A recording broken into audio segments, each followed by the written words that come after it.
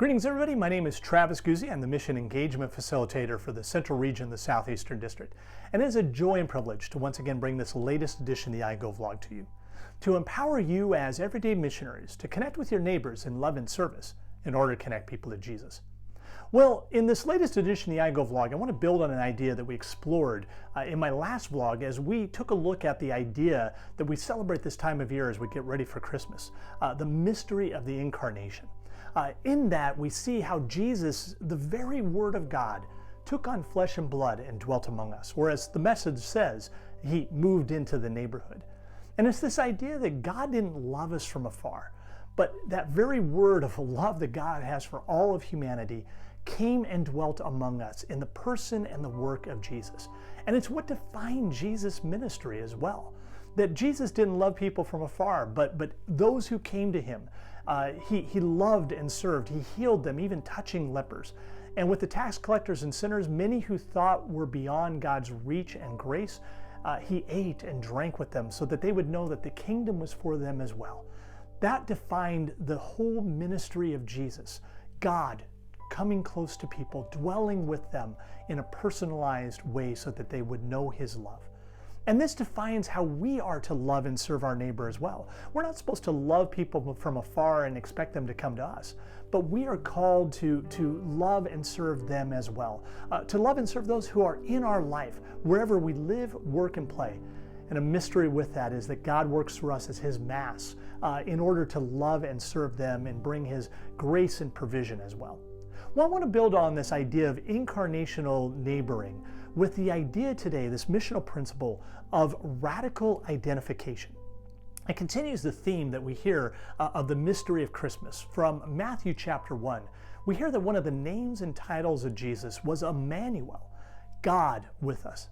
Think about that mystery for a second, that message that we hear in that name, that the God of the universe stepped out of eternity and came into time and space, that he radically identified with us by being born as one of us, in a culture, to a family, wrapped in swaddling cloths and lying in a manger. He came not to be served, but to serve and give his life as a ransom for many.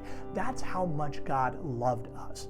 And we are called to do the same, those who have been loved and served by Jesus in such a personalized way, that we are called to now love and serve our neighbor through radical identification. We see how this missional principle defined how the Apostle Paul carried out his ministry. In 1 Corinthians chapter 9, we hear how the Apostle Paul, he said, when I'm with the Jews, I'm like a Jew. And when I'm with the Greeks, I'm like a Greek. When I'm with the Jews, I abstain from pork. But when I'm with the Gentiles, I eat double cheeseburgers with bacon on it. He says, when I'm with the weak, I become like the weak. I become all things to all people in order to win as many as possible. That is radical identification. It's not that the Apostle Paul compromised the message of the gospel or even compromised his values and convictions. But what he did was he didn't expect people to change and draw near to him in order to draw near from God. But it's that he did everything as possible to connect where people were at. An idea we could think about is in order for parents to love their children, what do they have to do? They have to get down on their level so that they know, that child knows that their parents truly love them. And that's what God did for us in Jesus. And we are called to do the same for others. That we are supposed to get down on their level, not expecting them to come to us, but us going to them in this radical identification. I love how a mission developer once said it, that the kind of missionaries that he looked for were people that he could connect with in a personalized way, who knew how to articulate the gospel in culturally relevant terms, everyday terms that people could get instead of this Christianese that we sometimes speak as believers. And the last thing was that they needed to be able to drink beer and shoot pool. And what he meant by that is you don't necessarily have to drink beer and shoot pool, but that you got to find some way to connect with people on an everyday human basis. And so if it is drinking beer and shooting pool, you could connect down at a pub with people who don't know Jesus.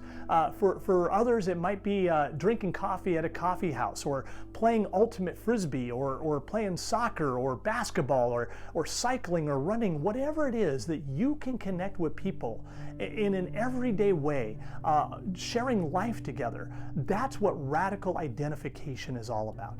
And there, as you love and serve them and you build relationships of trust, that we win an opportunity, like the Apostle Paul, to share that good news of Jesus, the good news that God didn't expect us to draw near to him, but he drew near to us so that we might know his life and his salvation. I hope that this iGo vlog was a blessing to you, to inspire you to continue to find new ways to connect with your neighbors in love and service. And if you have any questions, feel free to reach out to me. Happy to answer them. And as always, may God's blessings be on you as we seek to be that blessing that God intends us to be. God's richest blessings to you, and we'll catch you next time for our next iGo vlog. Take care, everybody.